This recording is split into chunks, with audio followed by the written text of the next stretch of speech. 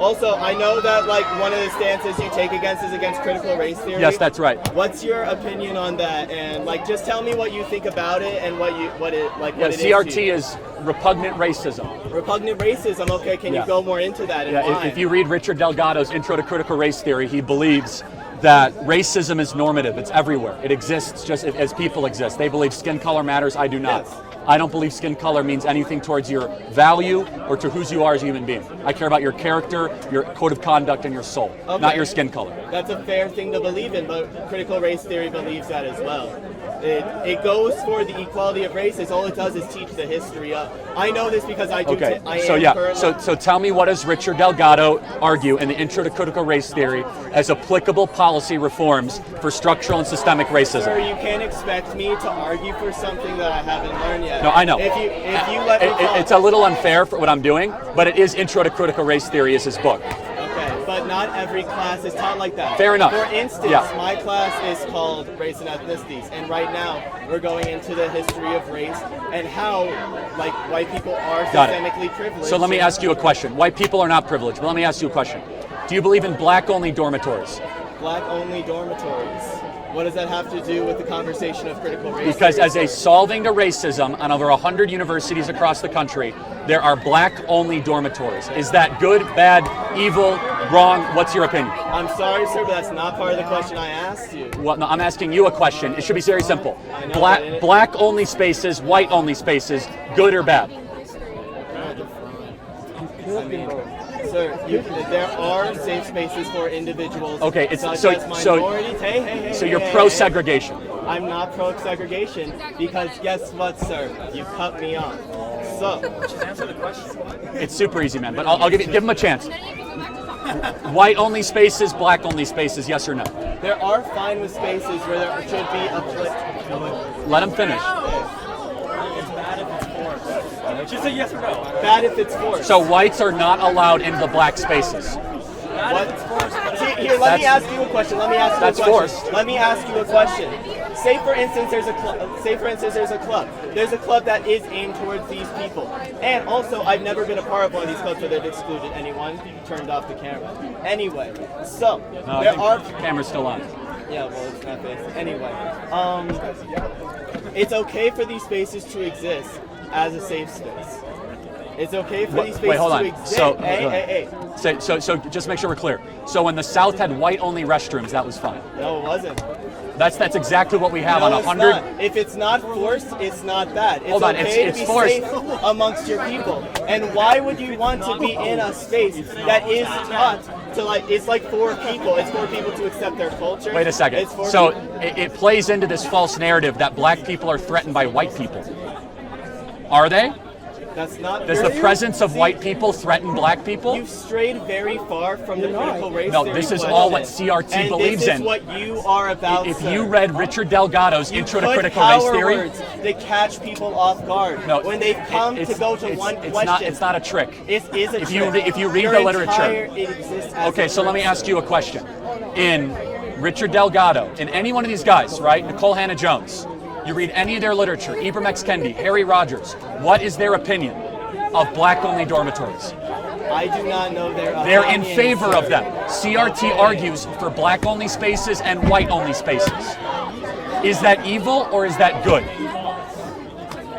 It's a broader question than that. It is repugnantly evil to segregate people based on race. Hey, just you like don't have to overthink I'm it. avoiding a question, you avoid them just as well. What question am I avoiding? Just because you have a little assembly over there. What question am I avoiding? Over here too. Wait, what question am I avoiding? You're avoiding the question of why critical race theory is bad. Because CRT argues for black-only spaces and white-only spaces. It's a broader thing than that. They're not just arguing to separate people. That's one of many things they're arguing. Teaching the history of race and what it's done to our society. First of all, they don't teach it correctly. Secondly, the extrapolation is they actively argue for discrimination against white people. You say they didn't teach it correctly. Yes, that's correct. Why don't they teach it correctly? Well, let's take one example. Nicole Hannah-Jones, the 1619 Project. subject. She has been obliterated by fellow liberal scholars as making up history, revisionist history, not using original source documents, Making up what kind of history, may I ask? not quoting the founding fathers correctly, not using original source documents, using a motive type methodology. The 1619 Project is a joke by any academic discipline. Do you feel it's not fair to judge an entire thing by one scholar? Nicole Hannah-Jones is the leading CRT scholar in America, christened by the New York Times. And there's always how about leading this? people. How about Ibram X. Kendi, Harry Rogers?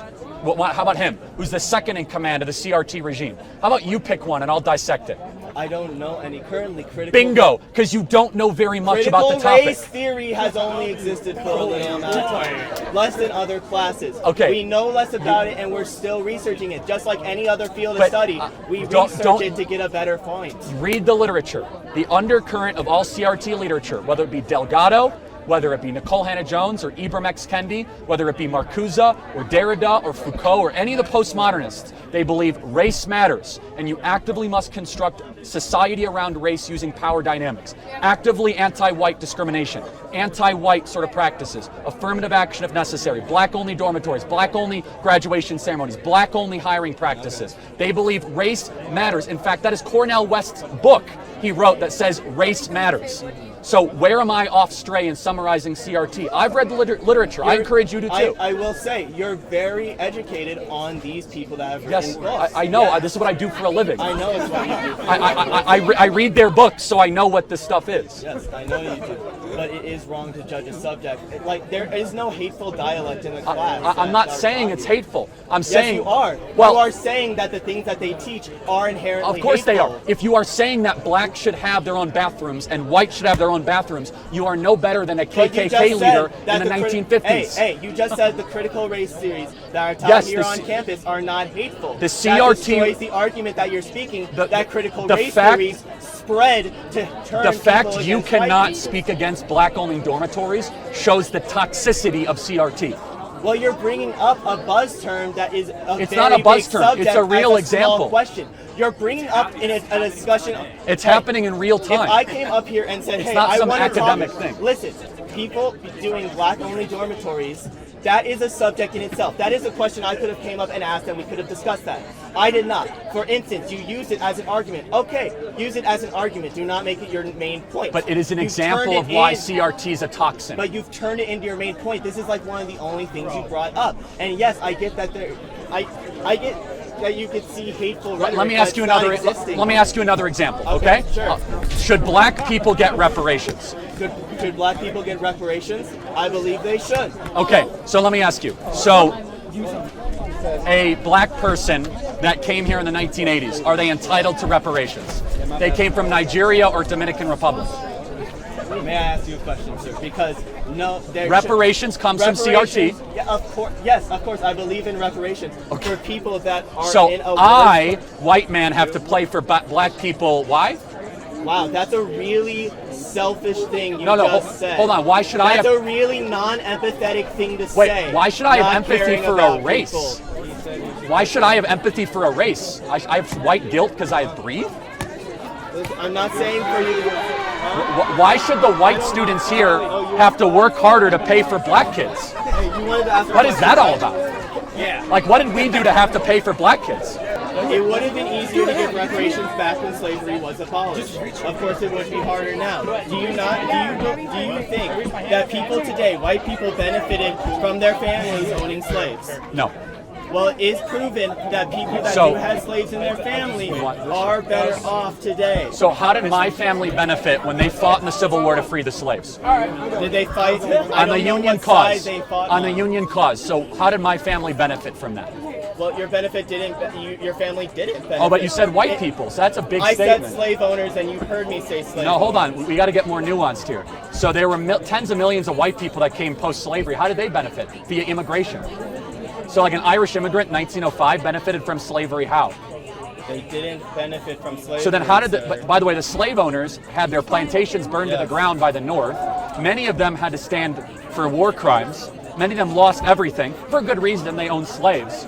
This idea that they had like an uninterrupted privilege walk for 150 years, that's not true. I sure hope you're as passionate about talking about them getting charged for war crimes as you are for other people Well, in other countries they were tried for war crimes. That's why the part of the 14th Amendment was passed to try Just Southern because not every black Confederates. person has lineage connected to slaves, That's and true. every white person doesn't have lineage connected to slaves. Yes, that's right. So since every black person doesn't have a lineage connected to slaves, why should we generalize and say reparations for black Because people? there are people that are in a worse place because their family was brought here as So slaves, here's kept in sharecropping. Got it. So over 150 years, they didn't have any ability to make better decisions, to save money, and to invest. It was such a big deal. Are you blaming a person for being stuck in Yes. indentured servitude? I'm blaming people for You're acting telling poor. me if Yes. you were an indentured servant, you could rise to the top So where you... let me ask you, how did Sir, how did the Jews get so wealthy if you were- post-Holocaust? Sir, How did the Jews get so wealthy? How did the Asians get so wealthy?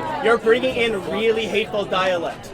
No, Sir, factual dialect, Sir. because you don't like it. The Asians You were don't like the the Asians things were that I'm internment camps. saying. The Asians were put in internment camps, and they were the poorest group in America. And guess what? They're the richest in America now. The Jews had an extermination act against them in the Holocaust. They had nothing. Everything was stolen, and now they're the richest per capita in the Western world. Okay. Why? America was built by Because they slaves. worked hard and they kept the family unit together. Blacks did that to the 1960s, and they stopped doing it. This is incredibly racist. It's a fact. It's not racist. It's You're not. blaming black people for No, being put down I'm not blaming. for centuries. I'm noticing. Blacks started having out of wedlock marriage births, and that is why black people remain poor. Yeah, Asians you know don't what do I that. noticed? Jews don't do You that know what as I much. noticed? I noticed redline. I noticed the separations between neighborhoods where only people of the Caucasian race could live there, and only people So why is of it black race that could live blacks here. were getting wealthier when all that stuff was getting passed in the 50s? It wasn't. What was per the capita. what was the single motherhood rate in US strayed very- 1963? again, very How far many from the blacks had conversation fathers of around in reparations. 1965? How many blacks? I love how they frown when I'm getting you. 75% of blacks. 75% of blacks had dads around in 1975. Now 20% have it. That's not because of white men or white supremacy. It's because blacks started to abandoning the women they impregnated. And that's their fault, not the white man's fault. That's not racist, that's noticing. Those are facts, dude. Like,